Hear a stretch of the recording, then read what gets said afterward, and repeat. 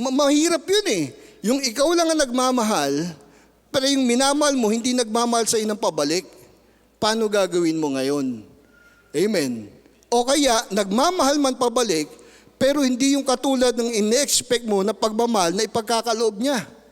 Kaya kinakailangan, maunawaan natin, hindi ka man mahalin ng lubos ng asawa mo, hindi ka man mahalin ng lubos ng anak mo, kasi hindi natin maiwasan eh. Marami sa atin dito, naghahanap ng pagmamahal sa anak. Normal po yun. Naghahanap ng pagmamahal sa asawa, sa kapatid, sa kamag-anak, sa kapatiran. Pero kapag ang pagmamahal natin, ang pagmamahal na tinutukoy dito, tayo po ay puno. Hindi man tayo mahalin pabalik ng 100%, hindi ka masasaktan. Hindi ka gaanong maapektuhan. Kasi hindi ka man mahalin ng mundo, merong isang nagmamahal sa iyo.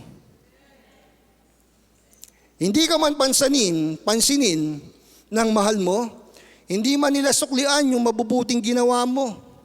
Hindi man nila sabihin sa iyo, salamat at naging bahagi ka ng buhay ko, baliwalain ka man, mamaya makikita mo na merong nagmamahal sa iyo na higit pa sa ibinibigay ng mga tao sa paligid mo. At kapag ka napuno ka ng pagmamahal na yun, kusang bubukal yun sa iyong puso.